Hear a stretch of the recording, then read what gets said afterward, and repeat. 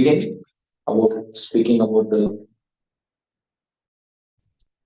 third, fourth, and fifth canto. So as we discussed, Atra Sarga Visargascha Sthanam Poshanam Uttayatma.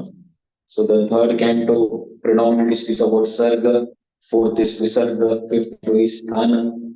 So about that. So in the first chapter, we see about the genealogical table of daughters of Manu. So Swayambhu, Manu, and Shatapa, they have three daughters, Akuti, Devoti, and Prasuti. So Akuti gets married to Prajapati Ruchi, and when the marriage happens, that time Swayambhu Manu had told that the son that will be born of Akuti and Ruchi has to be handed over to me. So many the Putrika Dharma. So based on that. So when the son is born, and Swayambhu knew that the Amsha of the Supreme Lord Yajna will be born. So they have already told that will be born of you should be given to me. So Yajna and Dakshina, so portion of the Supreme Lord and Lakshmi, they are born. And then Swayambhu Manu takes care of Yajna, and Dakshina is taken care by Akuti and Prajapati. And the 12 sons later on in the union of Yajna and Dakshina, they are called as Tushitas. And then we see how the 6 elements of Manvantara. What are the 6 elements of Manvantara? Manu, Putra, then the Indra, and then the Rishis, like that. And then the Supreme Lord also comes. So here so whenever there is no one to take the position of Indra, the Supreme personally comes. So here personally comes as Indra, as the Indra and also as the in this thing. So after describing about this about the line of Akuti, now the genealogical line of Devahuti. So Devahuti and Kardama, they have 9 daughters, and then the descendants of the 9 daughters is been explained. So in that, Kala gets married to Marichi, then they have their descendants. Then about Anusuya and Atri. So about then the discussion about Atri and Anusuya. It comes because they want to know why did the Supreme Lord Brahma, Vishnu, and Shiva take birth in Atri's house? So then the story begins. How Atri did tapasya for 100 years. He wanted a son equal to the Supreme Lord, but he was not clear as to who is the Supreme Lord. So finally, the Supreme Lord Brahma, Vishnu, and Shiva in their portion, Soma, Dattatreya, and Durvas, they become the sons of Atri. So the Falashruti of hearing the Devahuti, this thing is explained that anyone who hears the description of this dynasty with faith will be relieved from all sinful reactions. Many times because dynasty list of name comes. Many times one does not very much names. Ninth canto also, so many names comes. So therefore it is explained that anyone who hears about the description of the dynasty with faith will be relieved from all sinful reactions. So about Akuti is over, Devoti, and then now is about Prasuti. How Prasuti and Daksha, 16 daughters are born, and the first 13 were given to Dharma, and Murti gave birth to Narnarayan Rishi. So as soon as Narnarayan Rishi is born, the auspicious signs, all the devatas, they started offering prayers. So more details about Narnarayan Rishi is there in the 12th canto, Srimad Bhagavatam, Markandeya Rishi, Markandeya and Narnarayan, that is there. But here a very short description is given. After being worshipped, they went to Gandhamadana mountain, and then finally they entered Krishna Arena. So after that, then about the Prasuti, the 14th, 15th, and then finally about the 16th daughter of Prasuti, Sati. Then Maitreya mentions that Sati, before she reached maturity, she had to give up her body. So this intricates question. Vidurji is asking why Sati had to give body, and why Daksha offended Shiva. So that's how the connection between the first chapter to the second chapter. We'll see how this happened. So then the episode of Daksha Yajna begins. That how one time the great leaders of the universe they performed this sacrifice. Daksha entered that assembly. Everyone stood up because Daksha was shining effulgently. Everyone stood up except Brahmaji and Shivji. And Daksha became angry because he considered that Shiva is my son-in-law. He has to get up. So he starts blaspheming Lord Shiva. And before blaspheming, he tells, whatever I am going to speak, it is not out of envy. Although it was filled with envy, but he's telling that whatever I'm going to speak is not at all filled with envy. And he starts blaspheming Lord Shiva. This Shiva, he's a shameless person. He has destroyed the fame of the Lokapalas. He's very proud. He has accepted my daughter, but he has failed to respect me.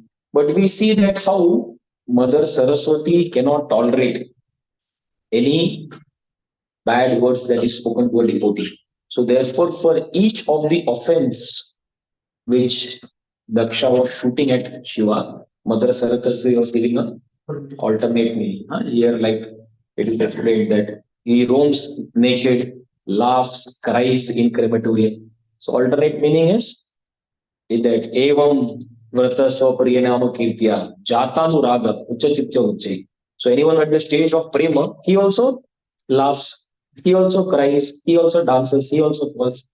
So correct. What he's telling is right. So like that, for every sharp shooting words that he gives, Mother Saraswati gives a alternate meaning. So in this way, finally he said, may Shiva not receive a portion of the sacrifice. Then Daksha the cursed and he left the assembly. So immediately when Daksha cursed Shiva, so Nandishwar, the associate of Lord Shiva, he becomes very angry and he started cursing Daksha and his followers.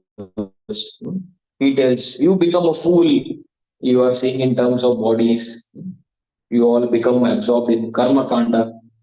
You take the head of the goat. So like that, Daksha, Nandishwar starts cursing Daksha. And from Daksha's side, then Brigu, he starts coming and he starts cursing this side, Shiva's party. Like all of you will become atheist, all of you will be addiction to intoxicated, like that. But Lord Shiva, he was silent. He left with all the followers. And after Lord Shiva left, then all the other those leaders they were there, they continued to perform the 1,000 year sacrifice. So the next chapter again. So Daksha, he inaugurates this sacrifice, which is named as Vajpaya sacrifice, also called as Brahaspata Sava. So Daksha invites everyone except Shiva. Shiva and Sati, they are not invited to participate in the sacrifice. So Sati heard, she's seeing that everyone is going in the airplane, and the news is spread all over that such a big event is going on, and that too in her father's house. And she's seeing that everyone is going. So Sati heard about it and she's telling Shiva, it is your father-in-law sacrifice, all demigods are going. So my sisters will also be going, their husbands will also be going. So I want to see my relatives. Can we go? And Sati then tells that don't have ideal expectations from me. I am a normal conditioned soul. I am a woman. So when I see other women going with the husband, so I also have the desire to go. So you are like Ashutosh. Whenever anyone is suffering, you help that person. So you understand my distress also, like that. So you are merciful. So please. But Lord Shiva tells this host who is there, your father is a fault finder. Hmm? He has six opulences, but the problem is anyone who has six opulences, if the person is proud, all these six opulences become faults in that person. He is unable to see the glory.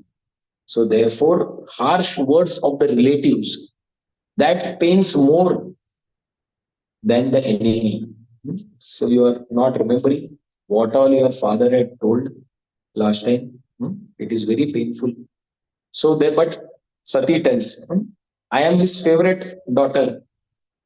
But Shiva tells that although you are his favorite daughter, but because you are connected to me, so therefore that is not pleasing to him. Then Sati tells, you hate him. Then Shiva tells, no, no, he is envious. Then Sati tells, you should have stood up. Then Shiva tells, intelligent people, they respect the super soul. Huh? I was respecting the super soul. Then Sati tells, there is super soul in Daksha also. But Shiva tells that by respecting Lord in my Samadhi, Daksha is also respected.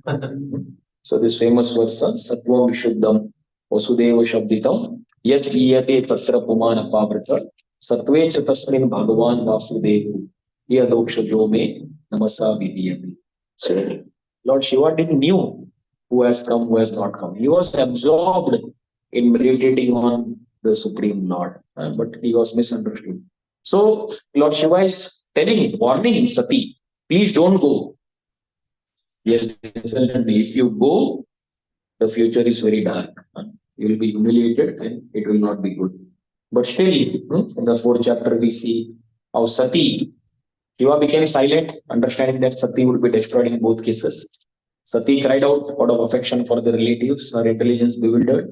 Sati left Shiva and she started going to her house where where Daksha is there. So immediately the followers of Lord Shiva knew that something inauspicious is going to happen. So they also followed. Nandi, many other yakshas, they also followed. And in the procession, Sati was going on the bull, all the details are explained. Then Sati enters the sacrificial arena where her mothers and her sister, they welcomed. But other than that, others all who were present, they were very much afraid of Daksha. So no one dared to give any hospitality to Sati. And Sati saw all this. And what did she see? She saw that there was offerings kept for all the devatas. But for Mahadev, Devadidev, Lord Shiva, there is no offering that has been kept. So Sati was very much angry. So at that time, all the Shiva's followers, they got up to kill Daksha, but Sati stopped them. And then Sati is condemning Daksha. Who except you, O Daksha, hates this glorious personality as Lord Shiva? When we see that how Sati is telling that Shiva is the best of the sadhus and you are the worst person. Huh? Sadhu, sadhu tara, sadhu tama. Shiva is the best of the sadhus. He is good where there is none, and you are ati asadhu tama. You are the lowest person. You are not seen. So Vaishnava's dust will not tolerate an offender. So Shiva, his name destroys all the sins. His fame is pure. His orders cannot be neglected. So you have offended Lord Shiva. And who is this Lord Shiva? All the materialist and transcendentalist all are wanting to get his favor. And his foot wash is held by Lord Brahmaji. So you are unable to see good in that person. Such a great soul you are offended. And this famous verse, Sati speaks, Karnau Pidaya the Kalpa Ishe, Dharma Vitari Akshare Nigrasya Pane, Chandra Prashaya Rusatim Asatim Prabhu Chet, Jivam Asum Apitato, Visirjes Dharma. So whenever one is hearing about offense of a great soul, at that time one should kill that person or one should cut the tongue of the person. If you're unable to do that, block your 2 ears and just leave that place. So Sati is telling that. So self-realized men like Shiva need not follow the rules. You just follow your dharma and don't criticize others. I cannot tolerate my connection with you. So Sati at that time, she meditates on her husband, Lord Shiva's lotus feet, and immediately the fire comes and she burns her body. And that time, a great cry arose from the sky. This Daksha is so disrespectful to his daughter. He is very hard-hearted. He is unworthy to become a Brahmana. And Shiva's followers got ready to kill Daksha. And Bhrigu offered oblations to kill them. So when Bhrigu offered the oblations to all these Ribus, the Ribus started to attack the followers of Shiva, Nandi and all the others, and everyone they came back to the party of Lord Shiva. So when Narad Muni comes, so next chapter again. So Narad Muni goes and tells Lord Shiva, this is what has happened. Your dear wife Sati, she has burnt herself. So immediately Shiva, in a great anger, from his hair, he takes up and he creates this great demon Virabhadra. And Shiva told, go and kill Daksha. So Virabhadra immediately comes to the place where Daksha sacrifice is going on. And Virabhadra makes a thundering sound. This huge dust storm comes, and Prasuti and all the others relatives they said this is the reaction to the such sinful activities. And then Lord Shiva dances at the time of dissolution. How can anyone have fortune if someone has disrespected Lord Shiva? And then Daksha saw all the evil omens. So at that time, Virabhadra and his associates they surrounded the sacrificial arena and they created all mess everywhere. They destroyed all the pillars, all the women's quartered assembly hall. They contaminated the entire area everywhere. And then finally, what Virabhadra did, he tore off the Birgu's mustache, he broke Usha's teeth, and he plucked out Bhaga's eyes. And finally, Virabhadra chopped Daksha's head with an axe and threw it in the sacrificial fire. Having fulfilled the order of their master, Lord Shiva, Virabhadra again returned back to Kailash. So at that time, in the next chapter, we see how Brahmaji, all the demigods, they go to Brahmaji for help. So all the devatas, they went to go to Brahmaji, and then Brahmaji and Vishnu, they very well knew that in this Daksha Yagya, this Gadbad is going to happen. So before only Brahma and Vishnu, they did not take part in that yagya. So Brahmaji told the demigods that you cannot be happy if you offend the great personality. All of you offended Lord Shiva. So please Shiva with the heart. And Shiva is unhappy because he has lost his wife. Anybody living does not know how powerful Lord Shiva is. Brahma along with all of them left for Kailash.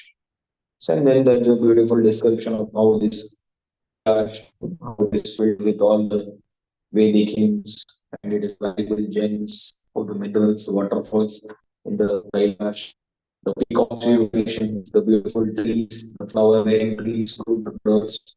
Like that beautiful which is made auspicious by the Vedic of Sati. And again, outside the city of Kailash, there's Nanda and Alakananda, the wives of the Devatas enter those rivers. So like that very beautiful description of these Kailash is explained. And after that, there they see the darshan of Lord Shiva. I was there surrounded by the Kuveras and the Kumaras. So after that, immediately Brahma goes and glorifies Lord Shiva.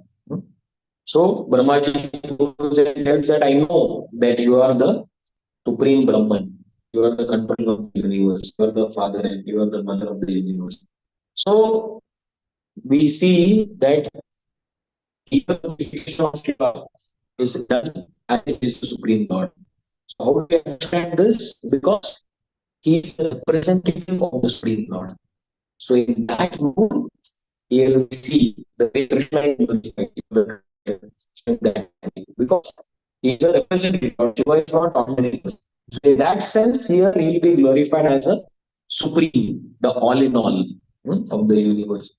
So we see you created sacrifices, you created the Varnashrama, you ordered the destinations of people. Pious people will go to Swarga and the impious people will go to hell. So surrendered devotees do not become angry. Only animals become angry. So we do not kill sinful people. Already killed providence. Sadhus are compassionate. So why you are necessarily you be compassionate. You are never bewildered by Maya and are attached to karma. You destroyed everything because the priest did not offer a share in the sacrifice. So Brahmaji finally tells Shiva that three requests. What are the three requests? Let Daksha get back his life. Let Bhaga get his eyes. Brigu get his mustache, and Usha get his teeth. Let the demigods, those who have broken all their legs, let them get revived, and please take your share. So this is how Brahma is putting the request. And in the next chapter, seventh chapter, we see how Lord Shiva, he tells Brahmaji that my punishment is mainly so that these people get correction. They should achieve. So what else? Okay, Bhaga can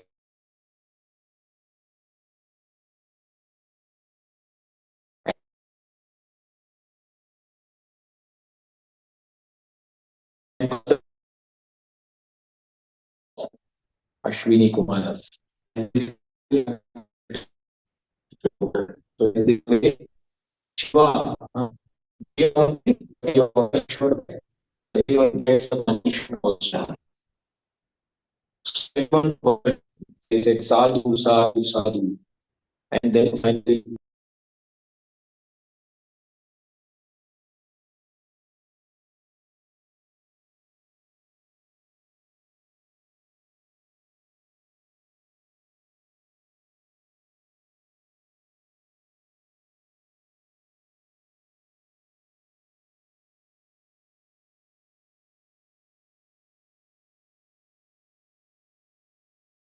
नंद बाबा गया। रामरस प्रभु। हरि बोल।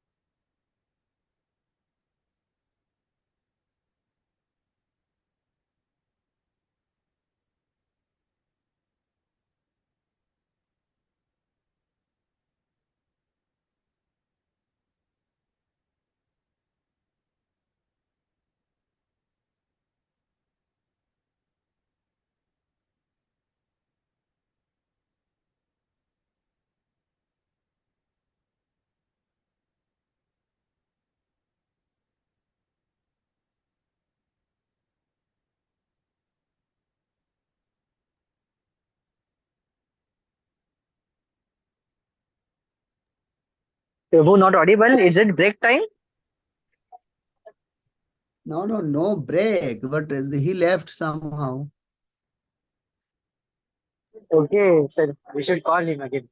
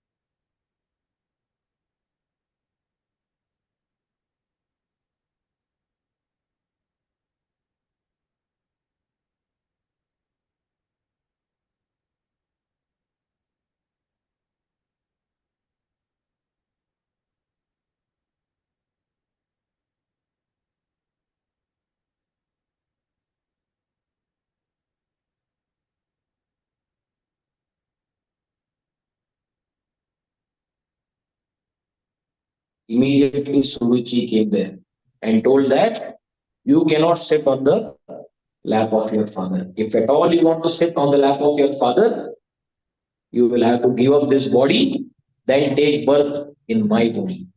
Then only you will be able to sit on the lap of the father. So little Grua, he was very small, but he had this Kshatriya blood which was flowing. He became very much angry. He was breathing. And on the palace there, Suniti had heard from the messengers what had happened. And Suniti was also very much pained. It is explained like dried leaves. She was also burning. She was crying incessantly. But she could not do anything. She was helpless. But when Dhruva comes crying to his mother, Suniti, the first instruction where Suniti told Dhruva Maharaj, that is very amazing. She tells him, my dear son, one should not wish ill for other people. Because whatever you do will again boomerang. To every action, there is an equal and opposite reaction. So therefore, do not wish ill for others. So that is the lesson which Mother Suniti is teaching Dhruva. Although she is pained in heart, she is saying that son Dhruva is also pained. But her instructions are like huh? not like ordinary mother. Eat ka jawab, patthar se, or like that. She's telling that don't wish ill for others. So whatever Suruchi has said is true. Why? Because your father forget about considering me as the he is also ashamed to call me as a maid servant. So whatever is there, and you are born from my womb, what can be done? So you have to worship the Lord's lotus feet. Your grandfather, your great grandfather, everyone, whatever they have achieved, is only by worshipping the Supreme Lord's lotus feet. So you have to take shelter of the Lord. And she speaks this beautiful verse. तमेव वत्साश्रयवृत्यवत्सलां मुमुक्षुके प्रियतदा च पद्धति अनन्यभावे निजगल्पभाविते मनस्य कष्टापि भजस्व पुरुषम्. So he tells that you are looking for a mother, but the Supreme Lord can give you action of millions of mothers put together. Tameva vatsasya bhritya vatsalam. The Supreme Lord will give a lot of affection to his servants. So therefore, you worship the Supreme Personality of God. No one is capable of removing your distress other than the Supreme Lord. So after that, Dhruva Maharaj leaves home. Dhruva Maharaj, and he has gone to the forest at that time. Narad Muni comes in order to meet Dhruva Maharaj. And Narad Muni tells, don't be affected by honor and dishonor. You are a 5-year-old boy. Why you are getting affected? All the dissatisfaction you are experiencing is due to karma. Intelligent person is satisfied with whatever come out of his own accord. It is very difficult to satisfy. You are a 5-year-old boy. Do you think that satisfying the Supreme Lord, getting the Supreme Lord version is easy? No, no. Don't think like that. Many mystic yogis, they have failed. So you should give up your endeavor. So Narad Muni is trying to test the determination of 5-year-old Dhruva Maharaj. But then Dhruva Maharaj is like, then Narad Muni then tells this final verses. One who endures any condition can cross the darkness of nations. And this was Gunadika Mudam Anukrushan. One should learn to deal with these three categories of people: equals, senior, and junior. So anyone who knows to deal with these three categories of people, na tapayer abhibhuyate. One will not be afflicted by the teen tapas of this material existence. So after hearing from Narad Muni, Dhruva Maharaj expresses his ambitious goal, and Narad Muni instructs him on the process to attain it. So Dhruva Maharaj honestly tells, what you are told is very good, but this is only for the Brahmanas. I am a Kshatriya. Now my mind is totally agitated. I want this thing, matlab I want. So whatever you are telling, it is not going inside my ears. So please you guide me based on whatever I want. So I know that you can fulfill my desire, and Aradhana, you travel all over the universe to benefit everyone. So please you guide me. So at that time, Narad Muni becomes pleased and he gave advice to Dhruva Maharaj. He tells that I recommend bhakti unto Lord Vasudeva. This is the only way for achieving goals. So go to Madhuvan in Vrindavan, on the bank of the river Yamuna. There you practice Ashtanga Yoga. And then Narad Muni is telling Dhruva Maharaj the beautiful meditation that he has to do, the beautiful form of the Lord. Tarunam Ramaniyandam Arunoshta Adharam Pranatarashrayam Sharanyam Varunanam. And then when you meditate, you will be free from all kinds of material contamination. You will be enriched with highest bliss and you will never get deviated. So you continuously chant, my dear Dhruva, Om Namo Bhagavate Vasudevaya. Worship the Lord by offering pure water, tulsi, garlands. This way you control. Through your mind, be peaceful. And the result is the Lord will bless as per one's desire. So after hearing from Narad Muni, Dhruva Maharaj went to Madhuvan. And there, then Narad Muni comes back. He comes back to pacify in the palace Uttanapad Maharaj. And then Uttanapad is regretting, oh, I am a henpecked husband. My son, Dhruva, he has gone. He must be hungry. No one is there to protect him. I was conquered by my wife. So here Uttanapad is regretting a lot. And then Narad Muni tells him that don't worry about your son. Your son is very competent. And at that time, later on, then Uttanapad, he gives up his interest in all this wealth and everything. So then how Dhruva Maharaj begins to perform his tapasya, intense tapasya. From Dhruva Maharaj we learn about the power of determination. So Dhruva Maharaj starts to begin. So in the first, he starts eating this berry kapita. Kapita he starts eating in the first month. Once in 3 days. Then in the second month, once in 6 days, he starts eating this dry grass. Then in the third month, once in 9 days, drinking only water. And in the fourth month, once in 12 days, he is breathing air. And the fifth month, he controlled even that. So his intensity of tapasya was increasing day by day, week by week, month by month. So such intense tapasya he did, meditated on the Lord without any distraction whatsoever. And what was the effect of that meditation? And the entire three worlds started trembling. The earth was pushed down, and everyone was feeling suffocation. So the demigods approached the Lord for protection, and then the Lord reassured the demigods. So that's how the eighth chapter Precious. And then the ninth and empowers the Lord to speak. The Lord was speaking goes sitting on the Garuda and Dhruva Maharaj is in that meditation. The Lord goes and he touches Dhruva Maharaj. Is the conch, with the conch he touches. And as soon as the touch of the conch spread immediately, Dhruva Maharaj offered very beautiful prayers to the Supreme Lord.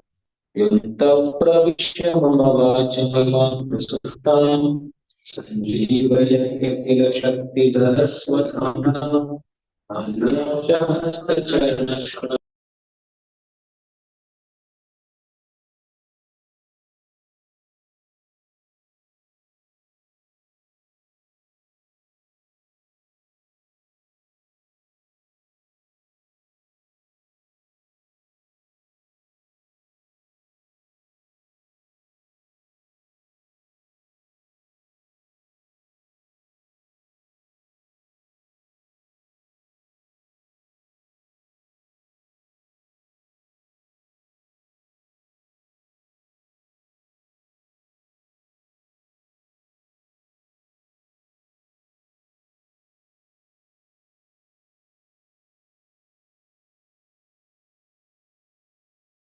So he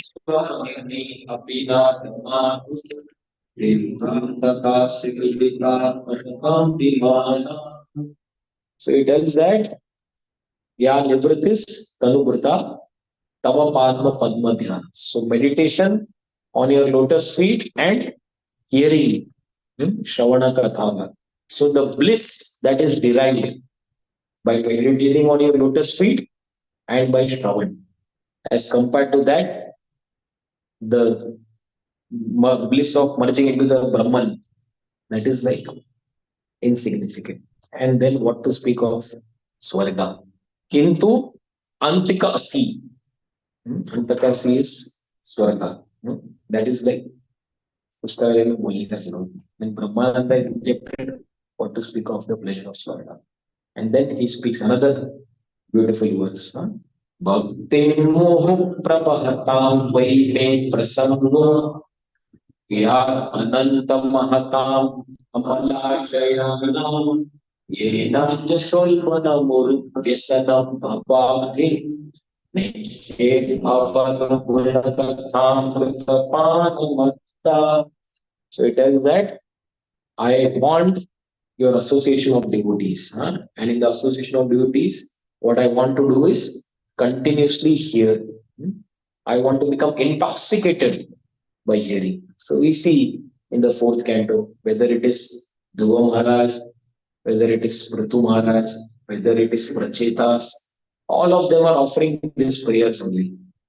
They are deriding this the process of jnana and karma, what is obtained from that, and they are asking that please give me taste to hear, please give me association of devotees. So these are the repeated, consistent prayers we see in the fourth canto and throughout the Srimad Bhagavatam. And then Dhruva Maharaj further tells how association gives detachment. Which one? This is ninth chapter.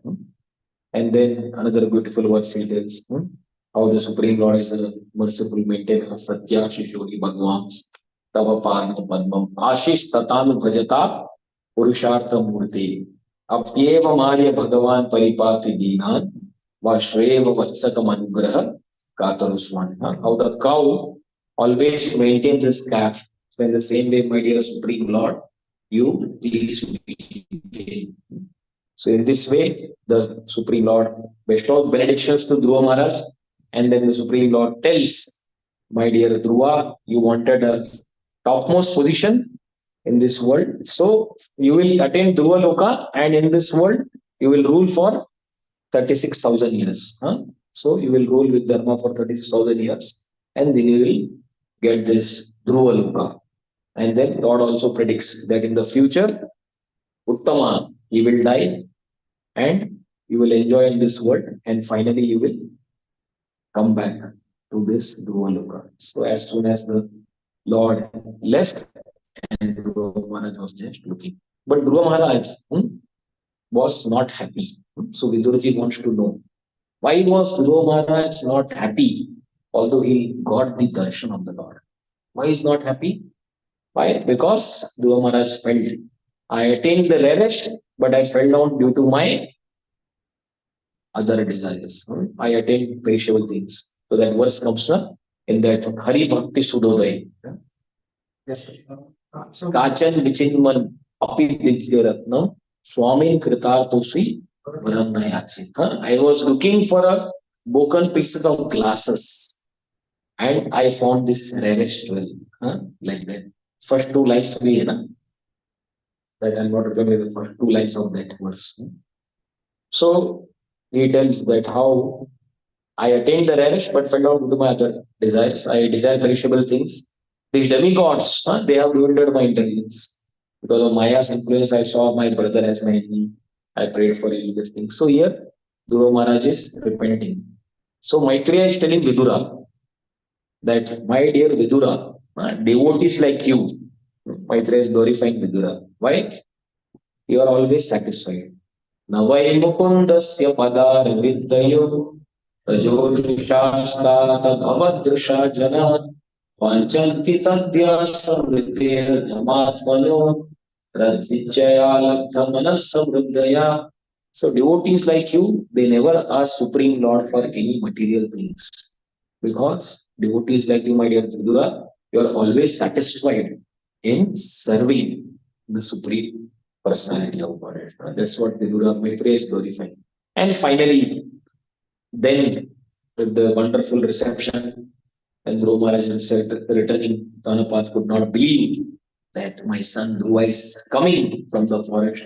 Eagerly came out of this chariot with his ministers, with all the elders. At that time, Suniti, Suruchi, Uttam, everyone came to receive Dhruva Maharaj. And Uttanapad meets Dhruva, the king, again and again. He was smelling the head. He offered respects. And Suruchi picked up and embraced and blessed him. And then other beautiful verses there. Yasya prasanno Bhagavan Puner Maitreya Devi Hari Tasmai Namanti Bhutani Nimnam Apo Ivasmi. So everybody respects the great devotee of the Lord. Just like water. Nimnam Apa Iyaswayam. From the top comes down. So in the same way, everyone respects the great devotees. And then finally, then Uttama and Dhruva, they embraced. Suniti also embraced Dhruva and forgot all the pain she had.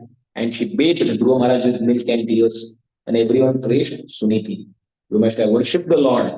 Your son has returned after a long time. And everyone rejoiced, Dhruva Maharaj. And then description of the city and how wonderful arrangements were made. The whole city was decorated with banana and petalina trees. All the doors, they were decorated with mango leaves. Like this beautiful description is there. And then finally, Uttanapad enthrones Dhruva Maharaj and he retires. So we explained that he did not even wait for Dhruva Maharaj getting married. He said, now the time has come. Marriage, everything will be. It's not easy. Father, do not wait for the marriage of the son. And that too, this is going on at a kingly level. So this is not like someone is poor and he's thinking, Arey, marriage means money, anxiety, chalo, he will take care. No, they have all the money and everything, but just to show that going forward for spiritual life is more important than all these other responsibilities. Okay, this will be taken care, but now I have to go forward towards the Lord. That is more important. And he retires. And then in the next chapter, the 10th chapter, we see how Dhruva Maharaj is getting married. So the two wives, Dhruva Maharaj, Brahmi from Brahmi, this Kalpa and Vatsara. So eventually this Vatsara becomes the next heir after Dhruva Maharaj because this Dhruva and Ila, they have one daughter and son Utkala. But this Utkala is a self-realized person. So therefore he is not interested. He behaves like Jadmara type. Ekdam different only. So, and then one time when Uttama, aspirated by the Lord, is killed by the Yaksha while hunting, and Suruchi dies in the forest fire. So Dhruva Maharaj, he wants to take revenge. Hmm? My brother Uttama is killed by the Yaksha. So what I do is I'll destroy the entire Yaksha race. So Dhruva Maharaj goes to Alakapuri. He goes and he blows the conch, and all the Yakshas they are fighting. And Dhruva Maharaj shot 3 arrows at that time. And Yaksha praise the courage and the bravery of Dhruva Maharaj. And they shot 6 arrows in return. And immediately there are this lakhs of arrows that Yaksha soldiers they showered on Dhruva Maharaj. And Dhruva Maharaj is defeating and he's killing all the yakshas. And then eventually the yakshas they started fleeing. But these yakshas they are very expert in creating all these illusions. So these yakshas they start creating all these dust storm and heavy rains are there and different kinds of sounds are coming from the cloud. This mystical mountain, all these deadly animals are there.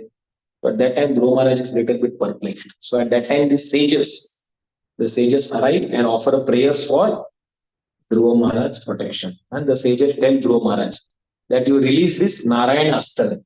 This Narayan Astra, if you release, all this illusion cannot stand. So that's how we come to the next chapter where Manu Maharaj is coming and going to tell Dhruva that you stop this.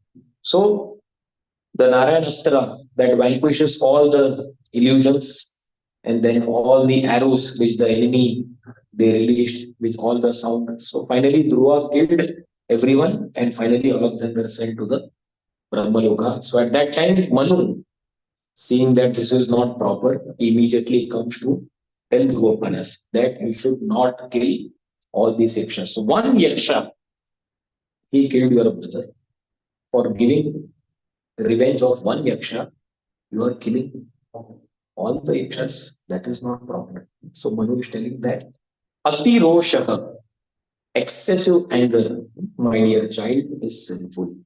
It is not befitting our dynasty and it is condemned by the virtues. So for one fault, you should not kill so many people. One in the bodily identification, he kills others. So I'm very much surprised by this. Why you are acting in this way? Lord is pleased with his devotees. What qualities devotees should have? Titikshaya, Karunaya, Maitriya Chakila Jantushu, Samatvena cha Sarvatma, Atman Sampasiddhati. So when devotees show this quality of Titiksha, tolerance, compassion, friendliness, and sees everyone on an equal level, then the Supreme Lord becomes very much pleased. So therefore, he tells this another sloka also. So, and then Manu Maharaj tells Dhruva Maharaj that you are thinking that this Yaksha has killed Uttama, but actually everything is run by the Supreme Lord. Ultimately, Supreme Lord in his through his different energies is creating, maintaining, and destructing. So the Lord directly causes movements of the universe. So everything is done by the Supreme Lord. So therefore, don't unnecessarily have hatred towards this Yaksha. And that's how he's telling that please stop this unnecessary killing. Give up your anger, surrender to the Lord. He is the controller. At the age of 5, you have received this topmost planet. So you turn your attention to the Supreme Lord. Give up your anger because Ati Rosha, this anger is the greatest enemy on the path of liberation. So therefore, you pacify Kuvera by gentle words and prayers so that his anger may not affect our family. Saying this, Manu Maharaj returns. Then we come to the 12th chapter. So at that time, Kuvera appears and he is happy that Dhruva Maharaj has obeyed the instructions of Manu and he has stopped killing. So Kuvera very much happy. He comes and he tells Dhruva Maharaj, Dhruva, you are sinless because you did not kill Yakshas and they did not kill your brother. Everything is happening because of Kala, time. Sarva Kala Kritam. So bodily conception is a product of ignorance and misconceived intelligence. Please worship the Lord who has transcendental features. And Kuvera is very much happy that he has stopped. So Kuvera tells, my dear Dhruva, please ask for a benediction.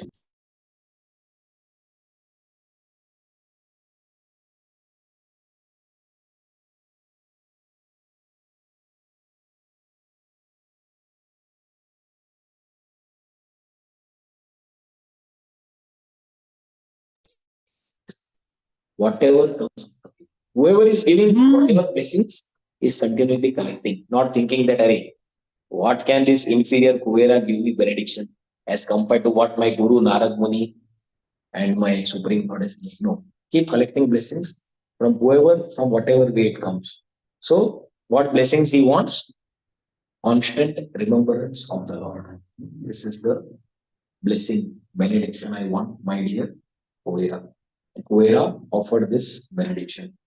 So, by great sacrifices and charities, Dhruva worshipped the Supreme Lord and he engaged in unrelenting bhakti, and Dhruva's quality, Tameva Shila Sampannam, Brahmyan Dina Vatsalam, Goptaram Dharma Setuna, Menire, Vitaram Praja. So, Dhruva Maharaj ruled for 36,000 years and finally he retired.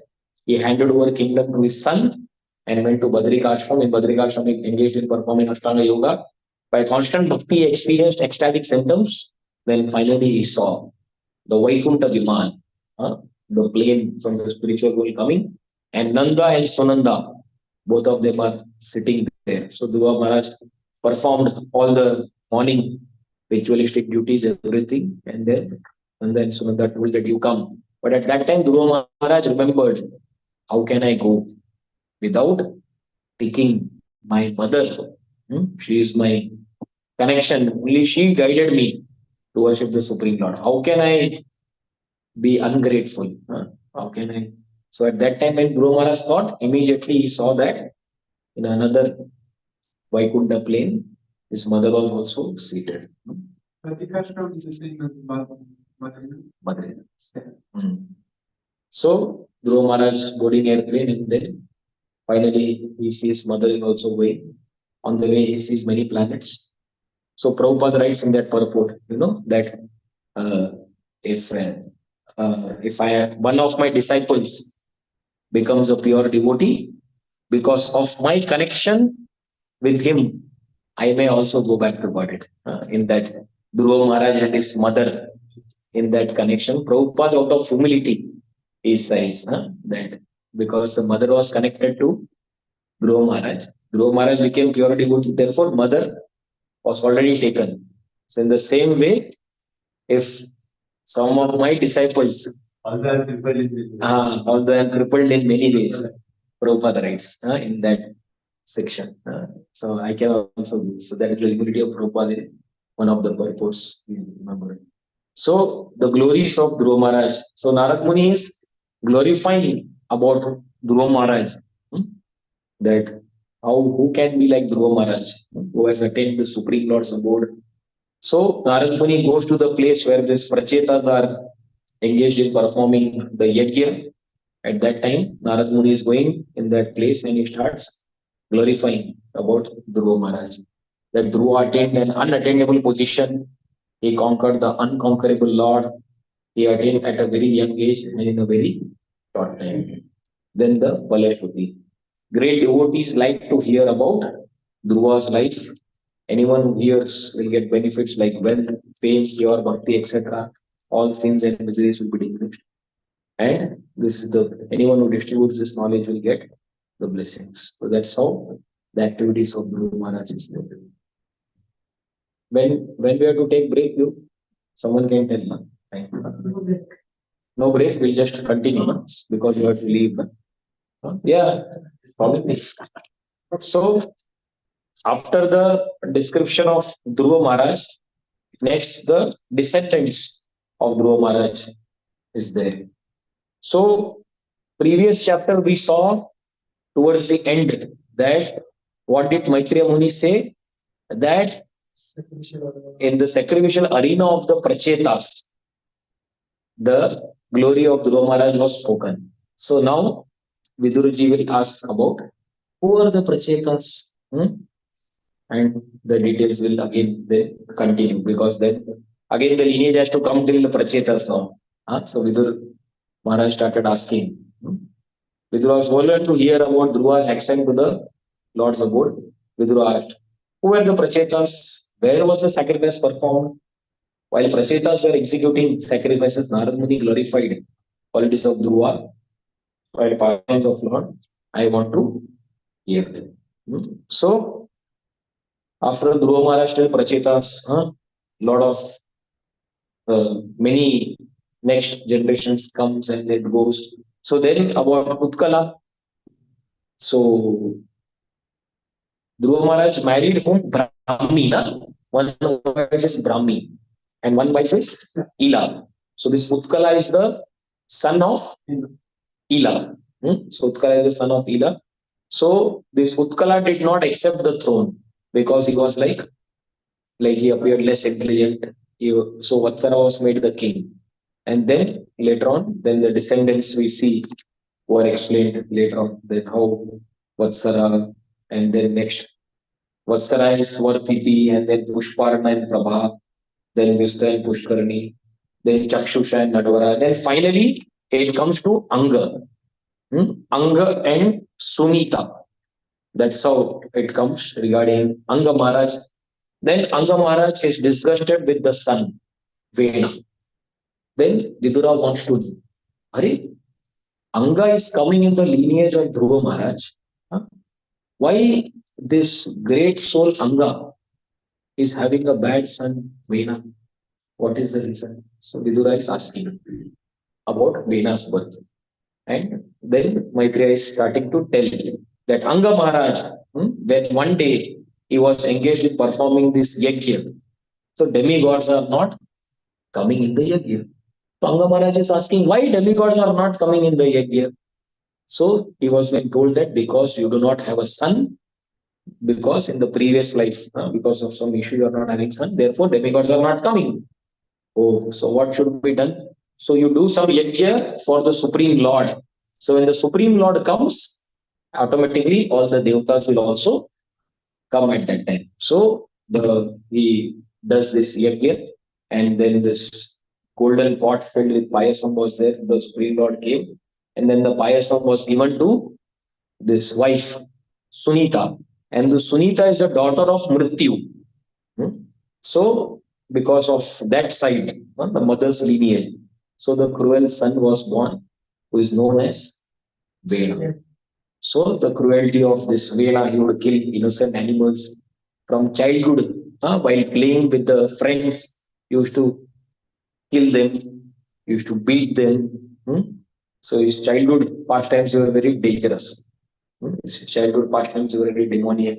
Anga tried to reform the son Vena, but how much ever Anga tried to reform the son, the Vena did not show even little bit signs of reformation or change. He continued to remain demoniac. So Anga started thinking about his son. He was thinking that previously I was sad that I don't have son, but now like this. So sonless people are more fortunate. जिसका कोई बच्चा नहीं है उन लोग सबसे सुखी है. So that's how the nature of this world.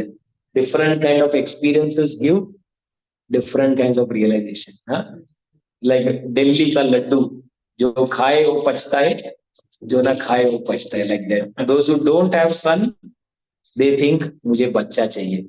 But those who get son like this dangerous Vena, they feel अरे क्यों बच्चा चाहिए यार बच्चे के बिना सुखी रहेंगे. We don't want this kind of son. So Anga Maharaj is also thinking like that. A sinful son vanquishes everything. No one wants such a son. A bad son is better than a good son. One easily develops detachment. So Anga Maharaj leaves home and everyone was very much aggrieved. So we move on to the 14th chapter where Vena's atrocities have been there. So the sages, they are concerned for the welfare of people in general.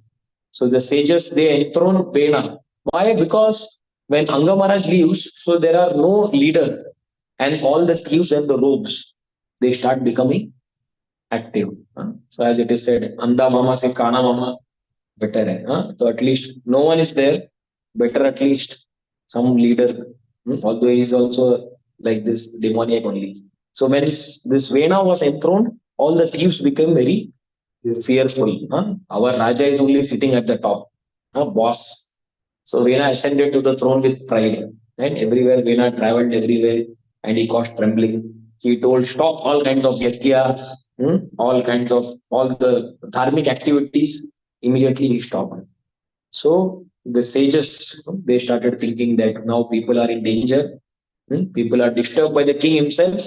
Supporting the mischievous king is like maintaining the snake. So sages thought that let us try to counsel this Vena. We'll pacify, and if he does not hear, we will kill him. So although these sages, they are not interested in management, but apatkalin dharma, they have to do emergency. So the sages try to pacify Vena. So here our good advice, my dear Vena, follow dharma. And who is a pious king? The sages start telling that one who protects the citizens, he enjoys both in this life and in the next. My dear Vena, you satisfy the Lord when you properly engage in all kinds of duties. When the Lord is satisfied, what is impossible? So in this way, the sages try to give good instructions to the king Vena. But Vena, when he hears, he becomes arrogant. He starts replying to the sages. You sages, you are all inexperienced.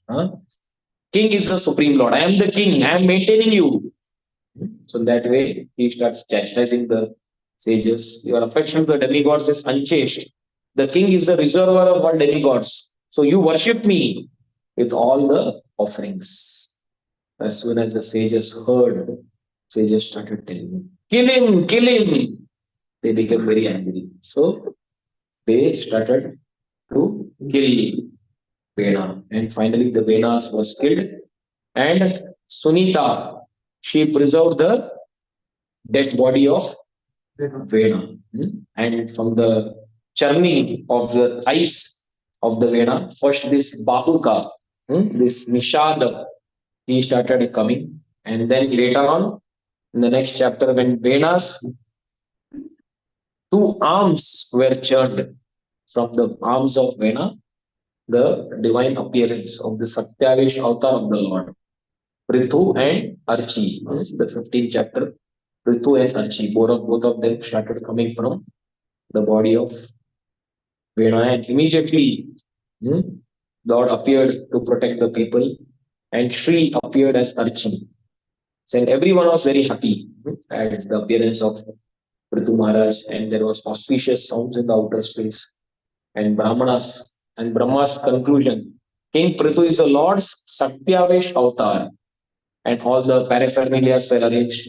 So various gift was being offered by the various kinds of people to Prithu Maharaj. So Varun Dev offered umbrella to Prithu Maharaj. Kuvera came and he offered throne to Prithu Maharaj. Vayu Dev came, he offered two chamaras to Prithu Maharaj. Indra came and he offered crown to Prithu Maharaj. Yamraj came and he offered a punishing rod to Prithu Maharaj. Brahma came, he offered armor made of spiritual knowledge.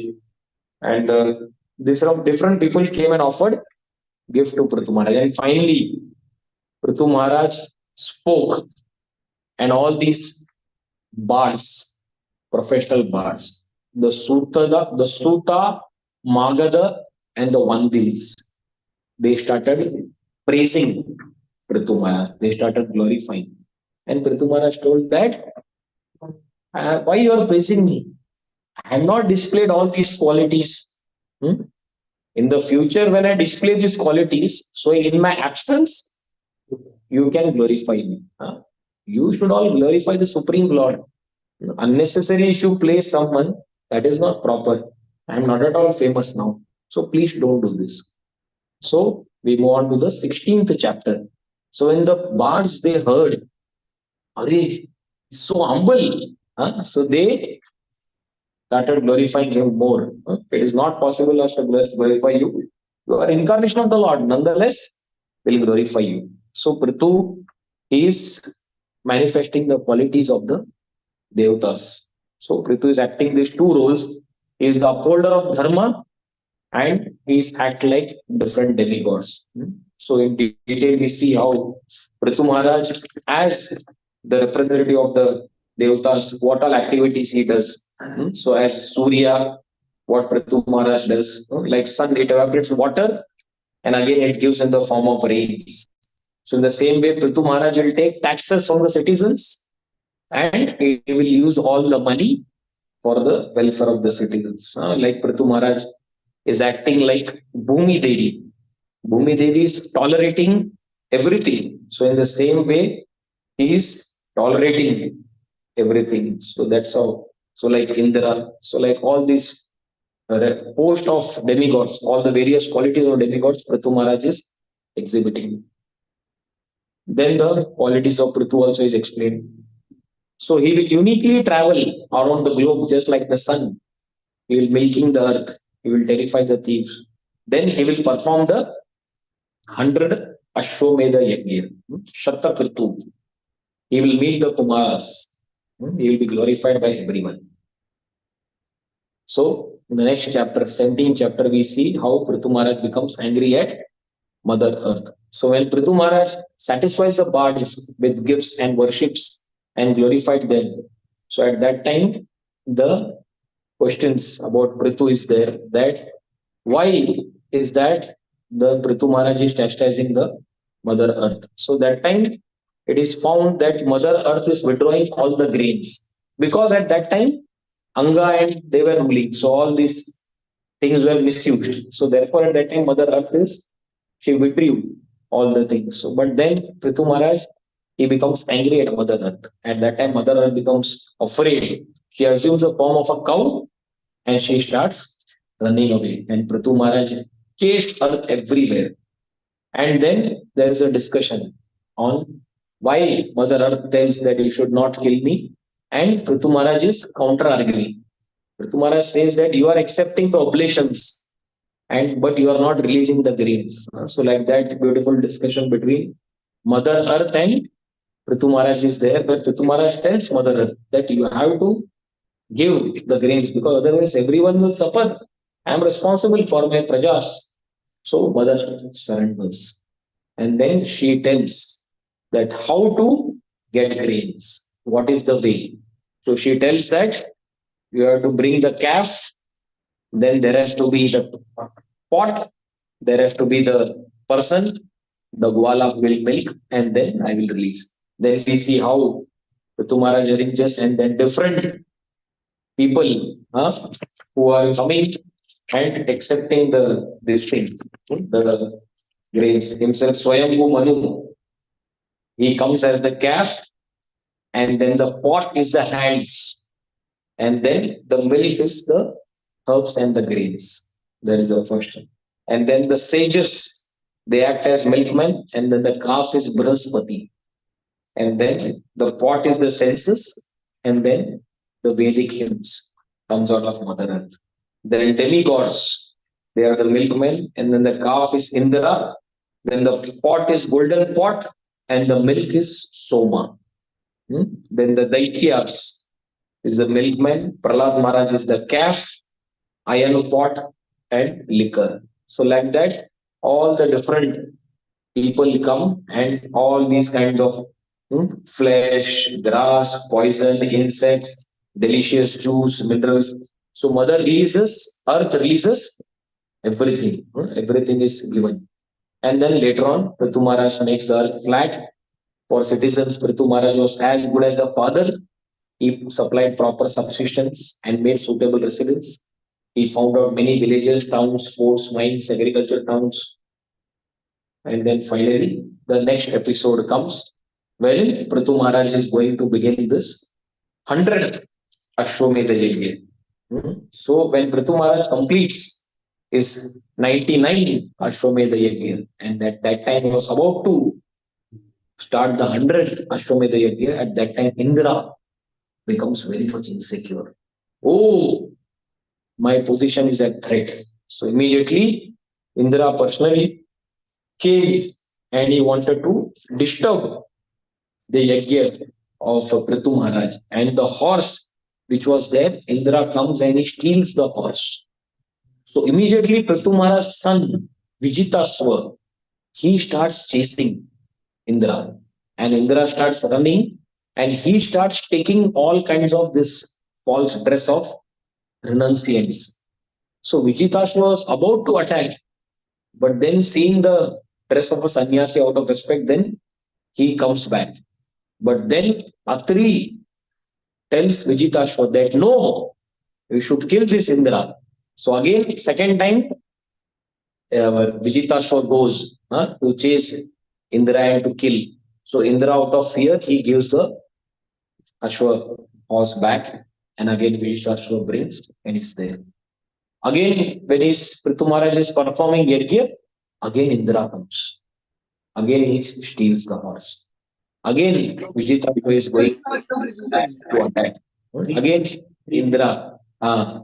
Again, Indra is taking all these things. So at that time, then finally, the Prithu Maharaj is ready to take up his bow and he wants to kill Indra. But at that time, the priest they say that, my dear Prithu Maharaj, you should not do that. They stop. At that time, then Brahma also comes and Brahma also tells that you should not do this because he is a part of the Lord's body and this yajna is meant to please the demigods and everyone, they are all part of Indra's body only.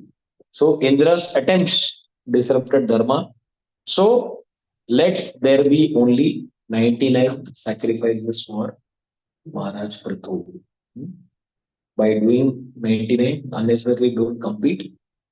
Your purpose is, ultimate purpose is to please the Lord. Don't go into this number game and unnecessarily. So why did the Brahmaji is trying to pacify? Because they are not, no one is blaming Indra. So it is told that many times when in the house, two children are fighting. One is small children, one is the elder child. So many times the elder child is told to withdraw because maturity is there in the elder child. The younger child will not understand. He is not yet mature. So Prithu Maharaj is more mature to understand things than Indra, who is like a small child comparatively. So therefore, here Lord Brahma is coming and trying to tell the Prithu Maharaj. So Lord Brahma told Prithu, you know the path of liberation. What is will be gained by all the sacrifices? Give up anger. Both you and Indra, you are all parts of the Lord. So accept the supreme will. Don't worry about incomplete sacrifice. Avoid spreading irreligion. Your purpose of incarnation is to protect religious principles and everyone should be pleased. So finally, in the 20th chapter, we see how the Supreme Lord Vishnu, he becomes very much pleased and Vishnu appears and asks to forgive Indra. Vishnu tells Prithu Maharaj that you forgive Indra, and then devotees are never malicious as they know the difference between the body and the soul. If you are carried away by Maya, then all advancement is waste of time. So in that way, he gives wonderful instructions. So practice equality, be equipoised, control your senses, protect your citizens. If the citizens are protected, the king will get 1/6 of the piety. Whatever the citizens will do, good or bad, the king will get 1/6 portion of that. Citizens will love you, Prithu Maharaj, and in the future you will see the four Kumaras. What benediction you want, Prithu Maharaj? Please ask. So Prithu Maharaj accepted, and Indra was very much ashamed, and Prithu Maharaj's eyes filled with tears in front of the Lord. And then Prithu Maharaj started offering beautiful prayers. Varanji Bodhvat Varadeshwara Mudra Katam Pranite Gunavritri Atmana Yenarakanam Tisanti Dehina Anisha Kaivalyapate Nacha. So he tells that you are Varadeshwara Buddha. You are the Lord of benedictions. But I don't want Kaivalya. You are the Lord of Kaivalyapati. But I reject that. I don't want the pleasure of merging into the Mukti, Brahma Jyoti. I don't want. If you want to give me what you give me, the next benediction he tells. Nakamayena dadamyaham kvachij nayatra yusman charanambudashova mahattamante hridaya mukhakshato vidisvakarna ishaishameva. So, na kamayena tadapaham kvachin. Kvachin is that. I don't want that. what I spoke about in the previous ones, Kaivalyapati. I don't want liberation. Mahattamanta Hridayam Kachuto Vidatsva Karna Ayushamayitavimara. Please give me millions and millions of years so that I can continuously hear Harikatha. Simultaneously, if 100 different places, 100 kathas are going on at the same time. So everywhere I will have my ears so that I can continuously hear all the Harikatha. And that is my desire. So please don't give me anything other than that. Then he tells how hearing, what benefits one gets by hearing. So Uttama Shloka Mahan Mukhachuto Bhavatpadamboja Sudhakarnanila Smrtir Punarvismrita Tattvapadmanam Yoginam no Vitaratya Lambare. So Uttama Shloka Mahan Mukhachuto. When the pure devotees, when they speak, at that time from their mouth, the saffron dust particles which are there in your feet, that is emanated by the pure devotees. And then the saffron dust particles enters our ears and it goes to the heart. At that time, smritir punar. So our forgetfulness again is revived. So therefore, I want to hear from the pure devotees. So that's how he offers very beautiful prayers. Only an animal can give up the hearing this thing. So I am afraid to compete and quarrel with Lakshmi to serve you. Then you will take my side. So here, Prithu Maharaj is not wanting to compete with Lakshmi ji because he wants to serve in the Dasyaras. She is serving in the Madhuryaras. So what he is aspiring is that same intensity, the intensity which Lakshmi has for serving the Lord. So externally it may appear that he wants to compete with Mother Lakshmi, but he wants the same intensity of service and being. So that's how he tells that great devotees render devotional service, kindly bestow whatever is best for me. So finally, the Lord offers benedictions. May you have bhakti to me, execute my orders carefully. Lord appreciate and bless Prithu, and Prithu honors everyone, and the Lord and Prithu they return. So that's how the 28 chapters get over, and then the 21st chapter, we see how the citizens they welcome Prithu Maharaj. How beautifully the city is being decorated and beautiful reception the citizens give. They give very grand welcome, but Prithu Maharaj is not at all proud. And Vidura wants to hear more about Prithu Maharaj. So it is explained that how Prithu Maharaj enjoyed everything. And once Prithu Maharaj initiated his great sacrifice, he worshipped all the visitors. He stood up to speak, and how the 7 qualities of beautiful speech of Prithu Maharaj. Charu Chitra Padam Slakshnam Pushtam Shodam Abhiklavam Sarvesham Upakarartham Tada Anuvadan Eva. How Prithu Maharaj's speech, very beautiful, flowery, clear, pleasing, meaningful, and beneficial. So Prithu Maharaj is telling, so whenever we present something in the assembly of the intelligent people, it should all be come together and should be discussed and it should be presented. If there is any edits or anything that has to be made. And then he tells, I have been appointed as a king by your Lord's grace. Executing kingly duties will please the Lord. Not just collecting taxes by maintaining Varnashram also. Then that way he gave his instruction to the citizen. And then he spoke about how devotional service cleanses one's mind. Yatpada seva vigachistamasvita. Ashesha janama vajitam malandiya. Sadhya chinoti agurvedati sati. Yada padam dushta vinishrita sarita. How one engages in devotional service, it cleanses all the dirty things within the heart. Devotee doesn't surrender to material life again. And again, this beautiful words he tells. So in this way, very beautifully, Prithu Maharaj is instructing the citizens, is glorifying the Brahmanas and the Vaishnavas. One should not offend the Brahmanas and the Vaishnavas. How by service to Brahmanas and Vaishnavas pleases the Supreme Lord. By serving the great souls, we become satisfied and it is very liberating. And how the Lord personally, he eats through the mouths of the Brahmanas.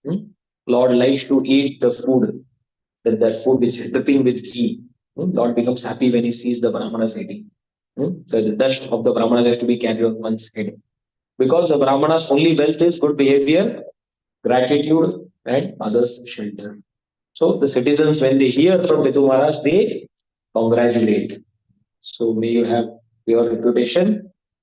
You are delivered us from ignorance and respect to the great Lord. And then, as the Supreme Lord had told that in the future you will meet the four Kumaras. So here, in the next chapter, 22nd chapter, Prithu Maharaj is meeting the four Kumaras. The four Kumaras arrive, and his Prithu Maharaj shows his very eagerness to receive the four Kumaras, and he gives a very exemplary reception with respect and restraint. Prithu Maharaj begins to speak.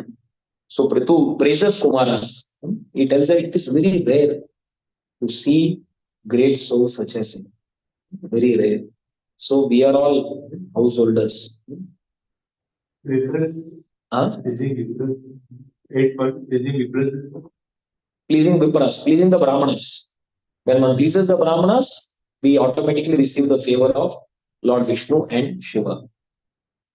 So he tells that there is no need to ask for your welfare. What is there? Your great souls, you are already absorbed in the Lord. So Pratumara's speech was sweet, concise. So, what is the greatest welfare for the people who are suffering in this world? That is the question which Prithu Maharaj asked Sarat Kumar or the four Kumaras. And answer to that, he starts speaking in the 20th verse. Sarat Kumar tells, Asteva Rajan Bhavato Madhudvisha Padarvindasya Gunan Bhadare Tirurapa Vidru Dinashtifi Anam So, attachment to the Supreme Lord, detachment from this material world. That is the most important thing he tells. So, one has to attach himself to the Supreme Lord, and at the same time, one has to detach himself from this material world. And how to do that? Then there are many other about Bhakti Mishra Karma, Bhakti Mishra Karma. Many points we saw how Sanat Kumar was telling the Prithu Maharaj, all these Ahimsaya, Paramahamsaya, Charya, Smrita. So many points he told one has to follow this non-violence, remembering, living, tolerance, Yama, Niyama. Hearing gives attachment and detachment. And he spoke about the glories of the hearing and how when Rati develops, then it awakens Jnana, Vairagya, it destroys the subtle body. So, like that, lot of Bhakti Mishra Gyan, Jnana Mishra Bhakti instructions are given. But finally, the four Kumaras they conclude their teaching by speaking about pure devotional service in the last two verses. Yatpada Pankaja Palasa Vilasa Bhaktya Karma Swayam Gratitamudayanti Santa Tadvanarikamatayyo Viruddha Shruto Ganastamaranam Bhajava Sudeva. So when one engages in serving the lotus feet of the Lord, karma shrayam gratitam utkarete. So that can help to cut the knots of the karmas. Tadvanna rito matayo itayo piruddha. Although the others, the jnanis, yogis and all, they may try to, independent of bhakti, they may try to engage in other processes. But sroto ganastamaranam bhajava Vasudeva. But that is not possible by other processes. So therefore, one has to engage in performing devotional service. Then another verse also. Krichro mahani bhavagamaplavesham Shadvarganagram sukhe nandrishanti Patvam hare bhagavato prachaliya mantri Retro Dupam Vesanam Uttara.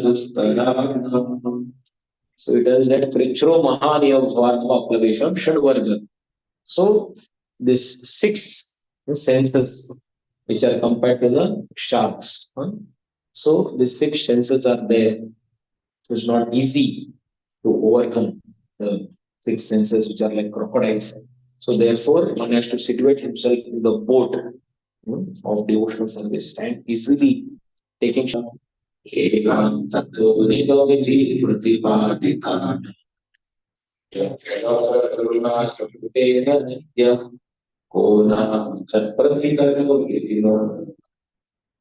So the great souls who have given us all this transcendental knowledge. What can we offer them? If we think that we can offer them anything, then we are like a joker. All we can do is like taking water from the Ganges and offering back. The great souls, they have to be happy in their own way. We cannot offer anything like that.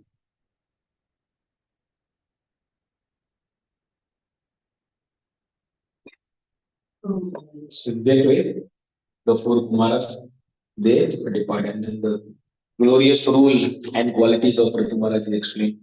How Prithu Maharaj was fixed in bhakti. He performed duties to satisfy the Lord. He thought of himself as servant of the Lord. He was unaffected by opulence and was progeny, and then he pleased the citizens. And then qualities of Prithu Maharaj has been explained. And in the next chapter, Prithu Maharaj going back home, back to Godhead. So the last chapter of this Prithu Maharaj section, we see how Prithu Maharaj enters, retires, and Prithu Maharaj engages in performing various austerities. He starts eating root, water, air, and seasonal austerities. When it is hot, Prithu Maharaj starts putting fire all around, and he starts meditating. In the cold time, he sits in the water. So like that. The purpose is to satisfy Krishna. By the result of that, austerity, steadfastness, joyful, sense control, and detached. And he gets unflinching devotion to the Lord. So Prithu Maharaj gives up his subtle body and he gives up his Suvak body as well. And Archi, when she saw that the husband, Prithu Maharaj, has left, she also enters the fire. She followed the husband. And by serving the husband, she became very much emancipated. I like we see Devahuti in service to Karnam. Finally, there is lamentation, funeral, and entered fire. And then demigods, they start praising. They start praising Archi. Archi is like the way Lakshmi is to Vishnu. Archi is like for Prithu. She surpassed even the others. Even humans can, with short lifespan, engage in bhakti, then go back to Godhead. So anyone who does not engage in bhakti is like the killer of the self. So vanchito batat maduk, vichrena bhati bhi, adha pavarga manushya, vishayeshu is. So anyone after dating this human life, he does not engage the Supreme Lord, then he is like wasting. So Archie attained the same planet as Vishnu, Prithu, and Prithu's story is very wonderful. And then the Falashruti is there that anyone who faithfully hears or reads attains Vaikuntha, perfect in their respective varnas, begets child, becomes rich, famous, auspicious, etc. We must hear the character of Prithu Maharaj. And conclusion is anyone who hears and chants about Prithu with faith and devotion, he goes back to Godhead. So that's how the section of Prithu Maharaj is completed. So now, because Vidura wanted to know about the Prachetas, so again, now here the description will come of how the next line after Prithu Maharaj. So Prithu Maharaj has Vijitashwa, then finally Vijitashwa and Shikandini, they gave birth to Pavaka, Pavamana, Suchi. Then Vijitashwa with Nabaswati got this Havirdhana, and Havirdhana he gave up his kingly duties. He worshipped Lord Hamsa and attained his planet. So Havirdhana begot sons. The eldest was Barhishad, who was expert in Karma Kanda. Karma Kandeshu Nishnata. So everywhere this Barishad had planted Kusha grasses, pointing towards the east. One yajna is over, another yajna start. Second yajna over, third yajna start. So he was engaged in performing all these karma kandiya ritualistic ceremonies. And later on, ordered by the father, Prachetas. So the son of Prachiri Barishad, Prachetas went to perform austerities. When Prachetas went to perform austerities, they got the darshan of Lord Shiva. Yah param brahma sa shakshat. So anyone who engages in pleasing the Lord, I become very much pleased. So Vidura wants to know here. What Pracheta spoke to Shiva? How did they get his rare darshan? So Lord Shiva is self-satisfied, but he manifests to accomplish material desires. Prachetas travel westwards to perform austerities, and then calm arena filled with lotus, birch trees. At that place, Lord Shiva appears and he tells this. Anyone who wants to please Lord Krishna, he becomes very much dear to me. Ya Parabrahma Sakshat Triguna Jiva Samhita Bhagavantam Vasudevam Prapannasa Priyosini. Anyone who is engaged in order to please the Lord, I am very much pleased. One attains the position of Brahma by fixed in dharma for 100 births. One attains the position of Shiva by being pious. And one attains Vaikuntha by unalloyed devotional service unto me. So you are very dear to me as the Lord. I will give you the mantra by chanting, which will get highest benefit. Then Prachetas were standing there, and then the beautiful section of the Rudra Geet, we see how in Rudra Geet we see the four sections. If we divide the Rudra Geet, in first we see how this prayer to Vasudev, Sankarshan, Pradyumna and Aniruddha, because they are the presiding deities of Chitta, Mana, Buddhi and Ahankar. And then there is prayers unto all the other this thing also, other elements. There is for eye, there is Surya, for Agni, for the speech. Like that we see Vayu, air, then for sound. So like that, there is prayers there. That is the first part. And then the second part is the beautiful form of the Lord.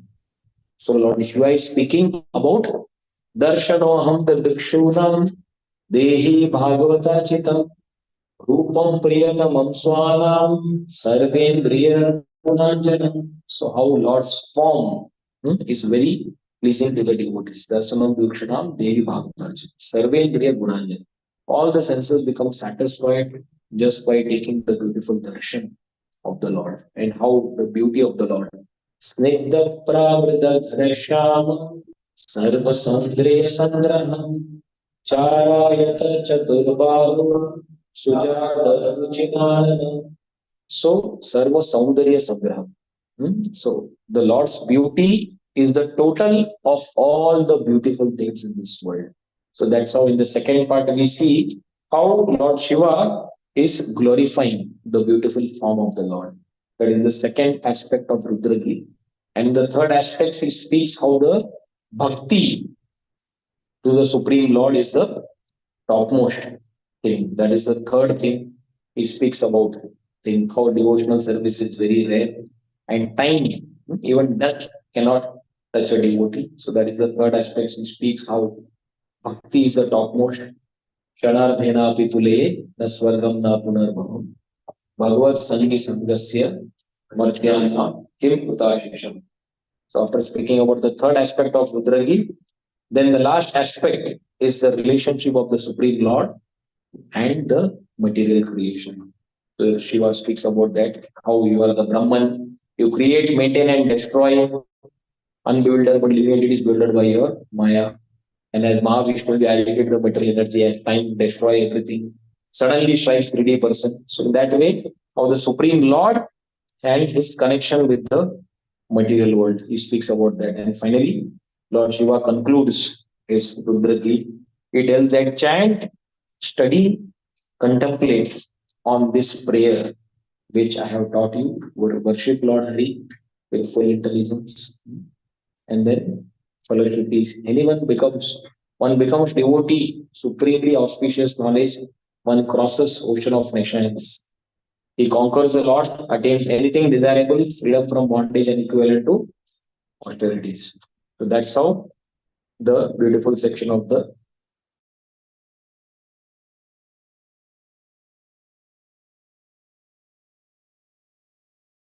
of King Puranjan. So after the sons, 10 sons of Prachina Barhi, the Prachetas have gone to meditate for 10,000 years underwater. Narad Muni is thinking, Hare, this Prachina Barisham, he is coming in this great lineage. Huh? In this great lineage, Uttanapad, Dhruva Maharaj, Anga Maharaj, Prithu Maharaj, All these great souls, they have engaged in devotional service and they have attained the Supreme Lord. And this Barhi, he is engaged in planting Kushagaras and engaged in performing all these karma kandiya rituals. All his great forefathers, they all engaged in pure devotional service. Anga Pritu, Anga, Uttanapa, Dhruva. Why this poor fellow, he should engage in planting grass and performing? So I have to show compassion to him. So he goes and he starts meeting Barishad. And he tells that my intelligence, so Prachina Barishad tells that Narayana is asking, what do you get by doing karma? He tells that my intelligence is entangled in all these things. And but he was humble enough to advise take the advice from Narad Muni. So Narad Muni is telling that do you know once that you are killing in the sacrifice, all of them will return back to kill you. Like Narad Muni showed to Mridari, he gave a 3D demonstration. You are killing half animals. See, everyone is coming back. 3D. Pura so. So in the same way here also he is showing that. So why you doing all these things? Everyone is waiting. So, and then through this allegorical story of Puranjan, Narad Muni is trying to tell that how there is this Puranjan who is known as Purishawa. Purishawa is very famous for his activities, and this Puranjan has a friend Avigyata. Avigyata is the super soul. How Puranjan traveled all over the world to fulfill his desires, but he was disappointed. Through this allegorical story of Puranjan. Pur is the city, and Janam means the resident, one who lives. So the soul who is residing in the city of this body, a city of 9 gates, is the Puranjan. And then he gives the description of the city of 9 gates. So here we see how the beautiful description is been given, that how the walls of this city is compared to the skin, the parks of the city are compared to the hairs, the towers of the city are compared to the highest part like nose. In this way, in detail. And then it is explained how this Puranjan sees a beautiful woman, Puranjani. The beautiful woman implies the intelligence. How Puranjan is coming in association with the intelligence. How the Puranjan gets attracted to the woman, and Puranjan is asking about the Pura lady's identity and servants. I'm agitated. Puranjani also becomes attracted to Puranjan, and she also admits about her birth and residence. Then all of us will fulfill our desires. We live in the city for 100 years. So, how the living entity, when it comes in contact with the intelligence, then finally the living entity has to come down to this material world. And then sort of details are explained in that Pravati Marg versus Nivritti Marg. How you are a hero, both of them married and they enjoyed for 100 years. And then how Puranjan becomes captivated by his wife, and he remains like a puppet controlled by the pet animal. Then the next chapter is explained how Puranjan goes to the forest to hunt and his queen becomes angry. So in that we see how Puranjan, he gives up his dharmic intelligence and is going to the forest to hunt, which means that the living entity is going outside the material world to hunt for woman. Means he wants to hunt for sense gratification. So he is giving up his dharmic intelligence. So Puranjan going to the forest to hunt without the intelligence, which means that at that time his intelligence, dharmic intelligence is not there. So this beautiful analogy of the chariot. So this drawing is made by Grace Radhesham Prabhu. It was there in the year 2015 to 17 when Prabhuji was there studying. So at that time he made this beautiful drawing. So Puranjan is there, and this chariot what all the chariot represents. It is explained how this chariot is compared to the body. And then the bow is absorption in being the doer and the enjoyer. And then the Puranja's golden armor, it is compared to the Rajoguna. Then there are the cure with unlimited arrows. They are the infinite material desires. Hmm? Then there is this 5 arrows. They are the activities of Gyanendriyas. Then there are the 2 wheels, the sinful and the pious activities. Then there is the 5 arrows.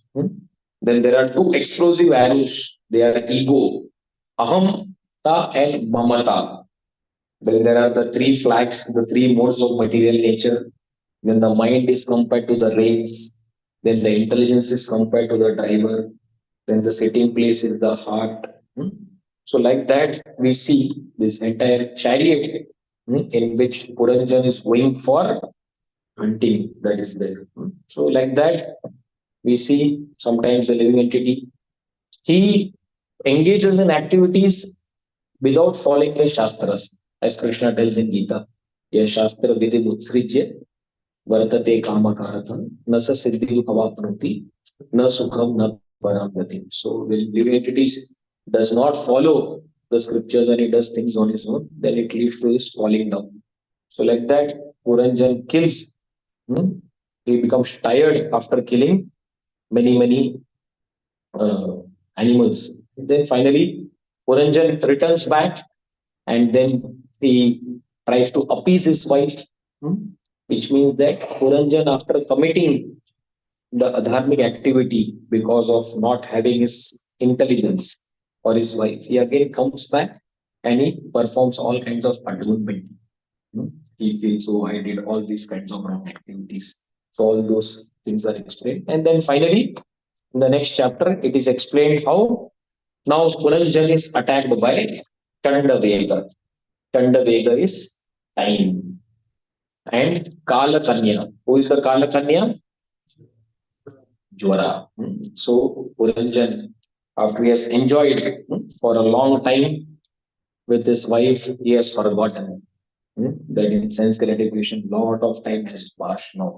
Now Puranjan increased his attachment to the queen, made him forget the ultimate goal of life, his youth past in lust, and he begot 1100 sons and 110 daughters and got them married, and they provided grandchildren. His family plundered his home and treasury with his many desires. He worshipped Devatas. Now he has come to the old age.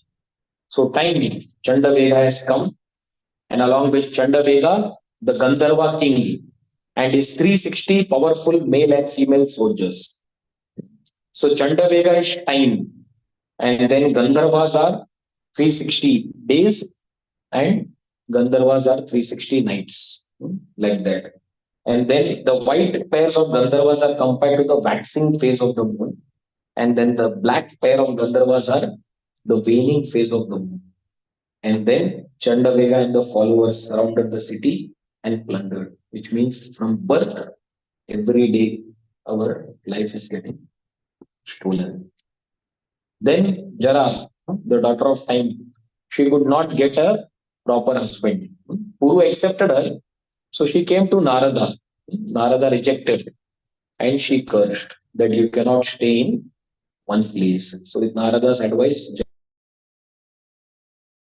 Janas, who accepted her as the sister and told her to marry Prajvara, fever. So, Kala Kanya to Bhaya. I accept you as my husband. Those who are not giving or accepting charity are ignorant. Please accept me.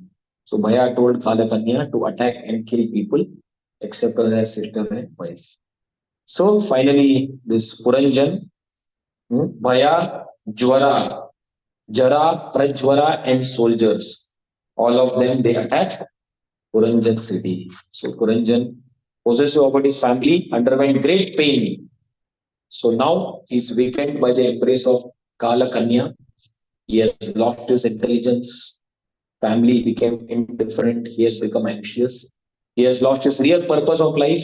Still wanted to maintain his family, but he is forced to leave the city by Kala Kanya. So Prajwara sets fire to the city. All suffer.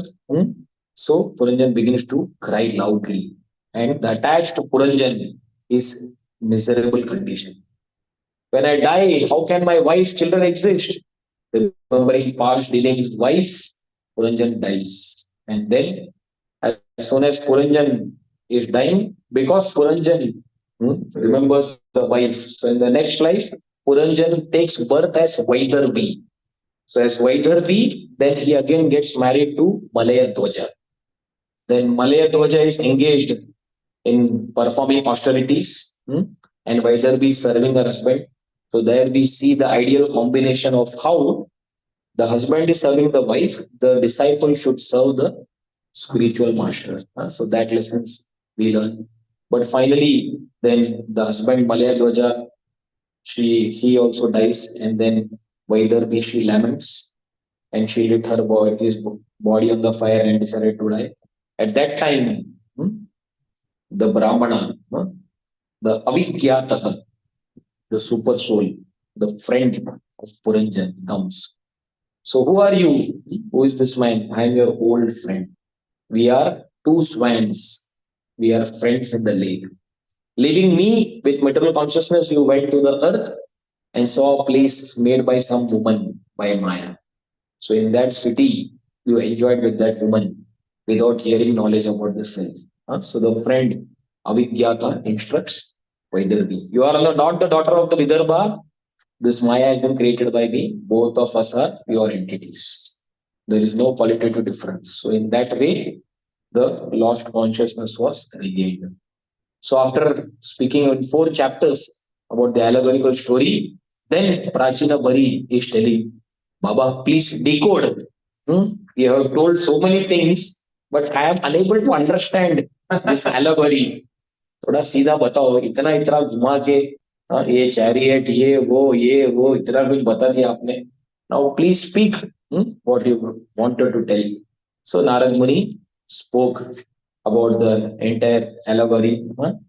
What means what is the meaning of Puranjan, who is Avigyata, everything he spoke in detail. And then finally he gives direct now hitting. He tells that Jiva is forgetting the Supreme Lord, and under the different modes, he gets different kinds of bodies. At the mode of goodness, when he quits, he gets birth in heavenly planets, in passion, human animals, plants, and then ignorance in animal birth. And then he tells, like a dog that is being kicked here and there, living entity, something like a dog. Chutparito yata dhina sarameyo Chalvendati Yadishtam Dandam Bodanameva. So that's all. Tata Kamashayo Jiva Ucha Vacha Pata Brahman Uparipatova Matyeva Yavidishtam Priya Priya. So living entity is wandering, just like a dog, sometimes it gets kicked, sometimes it gets something. So living entity is like insulted, like a dog, sometimes kicked here and there. So therefore, all the attempts to counteract miseries are futile. Escaping miseries is like transforming burden from head to the shoulder. Yata hi purusho bharam shirasa gurumudvam skandena sahagante para sarva pratipriya. So all the different kinds of remedies that this world is offering, it is like shifting the burden from the head to shoulder. Relief for some time, again pain here, again some material solution, again here. So like that, pain is continuing, all the temporary solutions like that. So Narad Muni tells the only solution is one has to engage in performing bhakti. One has to surrender to Krishna. And bhakti to the Lord through Guru is only possible. And then he tells very beautiful verses. Yatra bhagarajan sadhu vishadashaya Advarnan Katana Shravan Vyagra Chetasa.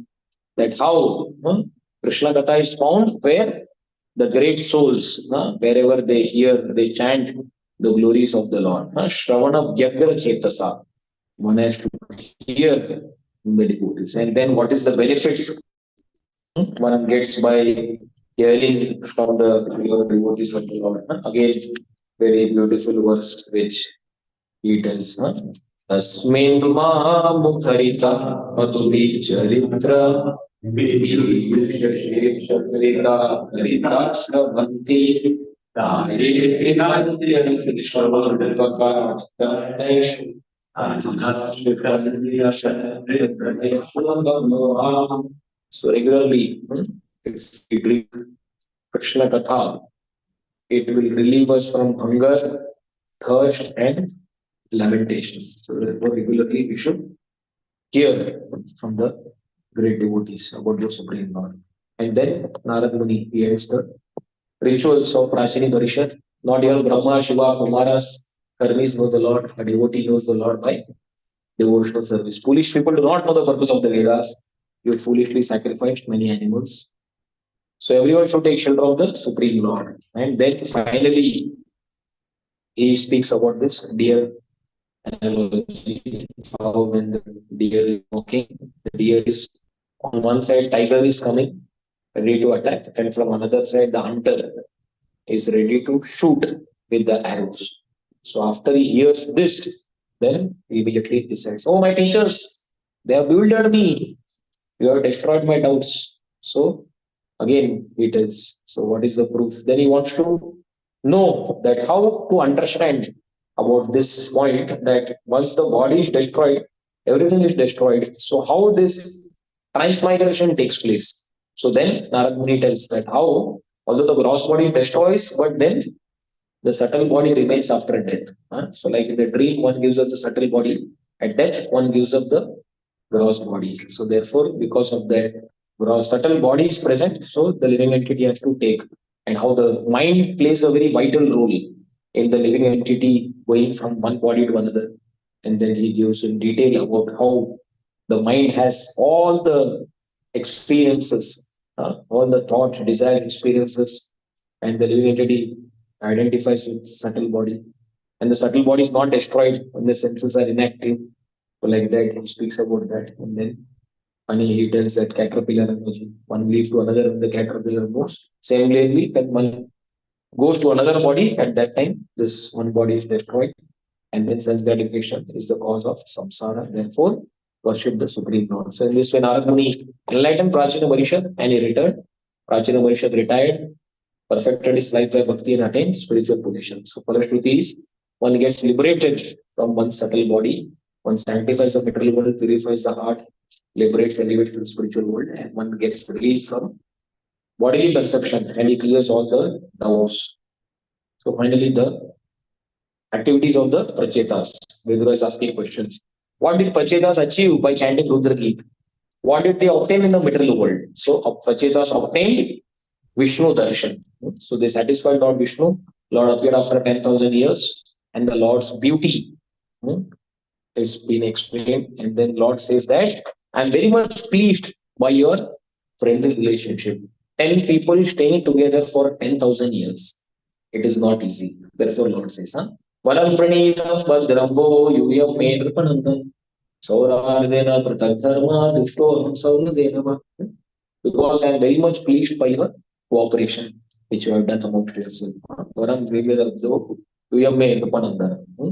Sauradena pratadharma dushtoham saunadenama. So it tells that you will have the famous son. So you marry Marisha, who is the daughter of Pramalocha and Kandu, and then you and the girl here of the same nature enjoy all the facilities for 1 million celestial years, and then you will develop bhakti and will go back to Godhead. So the qualities of devotees, they are ever fresh, they never lament. The Prachetas then offer their prayers to the Lord. Namo Nama Klesha Vinashanaya Nirupito Dara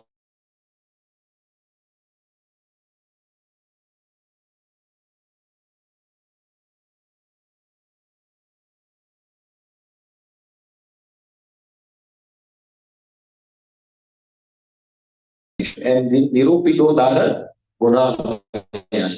He has all auspicious qualities and the holy name. Mano Vacho Vega Purva Jamaya. He is faster than the mind and the words. Sarvaksha Marge Agatat Maniyama.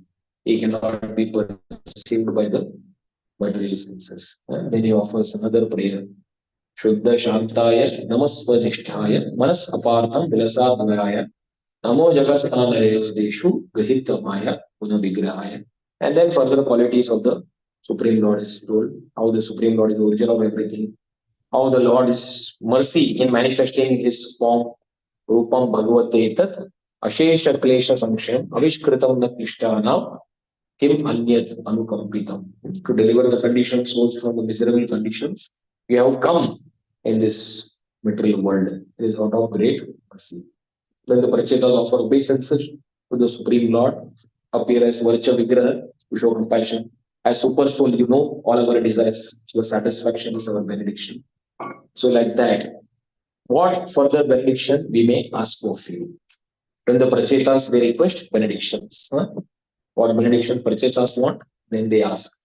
Yavate maya sprishta brahma mahiha karmani tavat bhavat prasangana sangasyano bhave bhave. As long as we wander in this material world with our actions, we want the association of the devotees, and in that we want to discuss your pastimes. Why? Because association of devotees is very rare. Tulayamalavenapi naswargamna punarvam bhagavatsandhi sangasya martani viputashisham. And then they tell me what is the effect of hearing Krishna Katha. There is no hankering, there is no envy, there is no fear, and Supreme Lord Narayan is personally present. So that's the effect of hearing Krishna Katha. So by moments association of Lord Shiva, we are getting. So the Prachetas are very fortunate because they get association of Lord Shiva, they get association of Vishnu, and they get association of Narada Muni.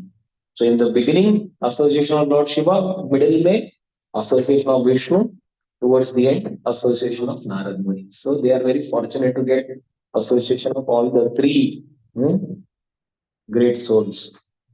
So, by moments of Lord Shiva, we attend you. All our spiritual actions are offered for our satisfaction. We pray as per our capacity. So, in this way, the Lord departs and then the Prachetas return. So, in this way, the Supreme Lord he departs. Then the Prachetas they unite with Marisha, and then Daksha is born. Daksha create living entities in the Chakshusha Manvantara. And then in the last chapter, we see how Prachetas having ruled, they are renouncing now. They meet Narada. Narada arrives and Prachetas ask, you are like the sun. Due to our attachment, we forgot instructions which we learned from Vishnu. Shiva kindly tell. Then Narada Muni tells that Tad Janma Tani Karmani Tad Ayu Tad Manovacha Riyate Hir Vishwatma Yena Hare Vishwaran. Yesterday we studied that one's Janma, one's birth, one's activities, one's life, everything becomes purified when one engages in the devotional service of the Lord. Without bhakti, everything is waste. All the three kinds of birth we saw: Saukra, birth by semen, then first initiation, second initiation, all these three births, education, austerity, power of speech, everything is useless without engaging in the Supreme Lord. Without God realization, yoga, sankhya, renounced order, auspicious acts are all useless. Lord is the source of self-realization. Sarvesham pi sarvesham atme avdhiran sada sarvesham api bhutana hari atma tadopiya. And then there's famous words. Yatha taror mula nishechanena tripyanti taskanda vijoga shakha manopahara chayatendriyanam tataiva sarva namatridejya. By watering the root of the tree, all the leaves, the branches, twigs, everything becomes nourished. So, in the first analogy, there is a problem is someone may counter argue that if I pour water on the leaves also, isn't it good? So, therefore, the next analogy is given that for food in the stomach, no one can refute that. Why I cannot put food in the eyes? Why I cannot put food in the ears, food in the nose? So therefore, the second analogy is foolproof analogy. The first analogy has some loopholes for some speculation like that. So that is so everything generates from the and returns to the Supreme Lord, like water and sun, jivas and the earth. So in the same way, universe is simultaneously different and non-different from the Supreme Lord. The modes appear and disappear. Then the Lord's qualities are explained. And finally, Daya Sarva Bhuteshu, Santushtya Yena Jinva, Sarvendriya Upashanta, Tushyanti Ashu Janarana. So devotees constantly address the Lord, who is controlled by his devotees, and the relationship with the Lord and his devotees. Lord relations activities of devotees, but he rejects worship of the non-devotees. Lord is always dependent on devotees. He doesn't care for Lakshmi. He does not care for kings or demigods. So Maitreya finally he concludes. So Narada Muni is returning. Prachetas meditate on the Lord's lotus feet and they attain the Lord's abode. And then Maitreya concludes. So Shukdev Goswami tells Parikshit Maharaj. So now you hear about the dynasty of Priyavat Maharaj because I have told you about the dynasty of Uttanapa, the first son. Now you have to hear about the Priyavat Maharaj. So I received knowledge from Narada. Eventually, he attained the Lord's abode. So Vidura is grateful to Maitreya. He thanks, and Vidura tells, "Now I have to go back and I have to retire my brother Dhritarashtra." So 1.13 chapter it comes after this 4.31, and then finally, Palashruti is anyone who hears this episode, he gets long life, fame. Ultimately, he gets opportunity to return back to God. So that's how we see hearing from Narada. Prachetas became attached to Supreme Lord and they advanced the destination. Jai. Grandra Srimad Bhagavatam ki Jai. Srimad Bhagavatam ki Jai. Jai Gaur.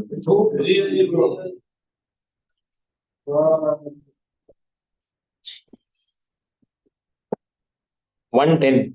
2 घंटा 10 minute 2 hours 10 minutes. Before 5 minutes. Before 5 minutes, they don't want to take up before 5 minutes from the They can Prepare for travel. ধন্যবাদ। Hare Krishna. Thank you, Roji. Hare Krishna. Hare Krishna. Thank you.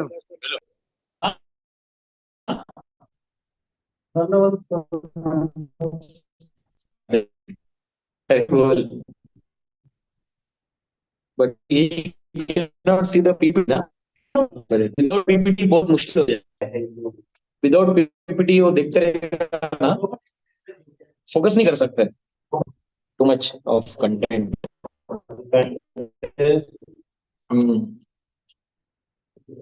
Thank you. Hare Krishna. Thank you. Thank you.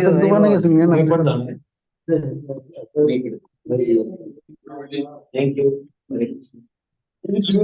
Ambo, thank you.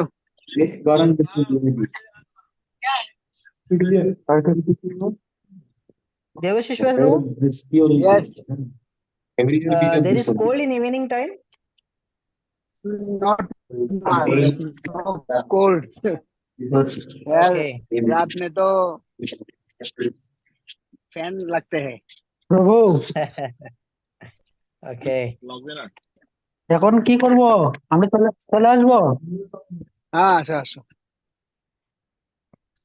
এখন আমরা কি ওই যে আপনার কোথায় যাইতেছেন? আমি আসছিলাম একটু কোথায়?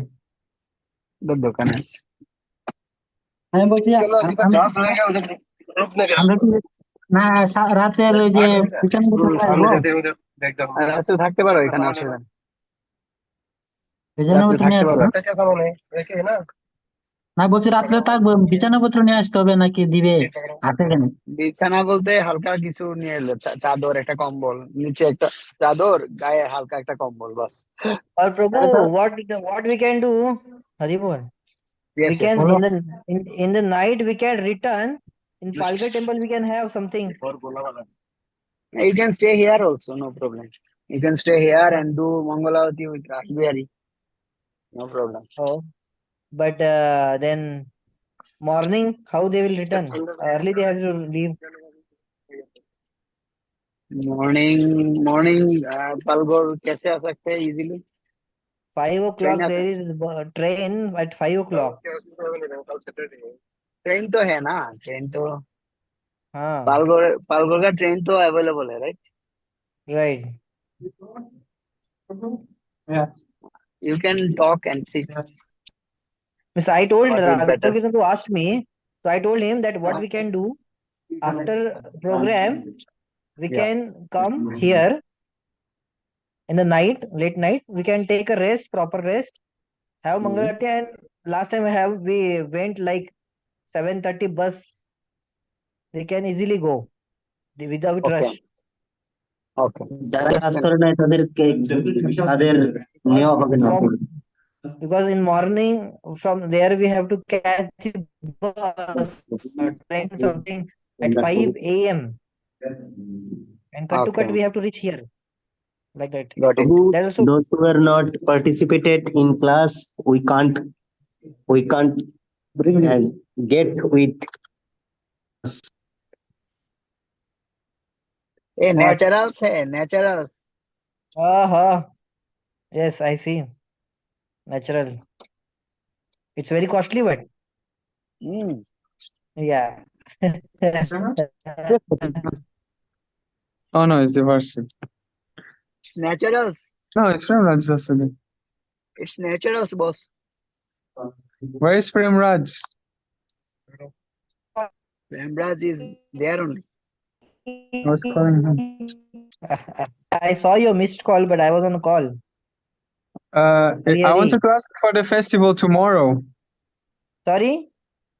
What do you have information about the festival tomorrow at GEV? Oh, Subal Sakabro is there. You can ask him. Who is Subal? Subal Saka is there. Talk with Prabhuji. Tomorrow, today you are coming today? Governor Raj? Yes. You are Yes. coming today? Evening? Yes. Yeah, so we can return in the night and almost we can stay here in Palghar temple and morning we can return from Palghar to GV.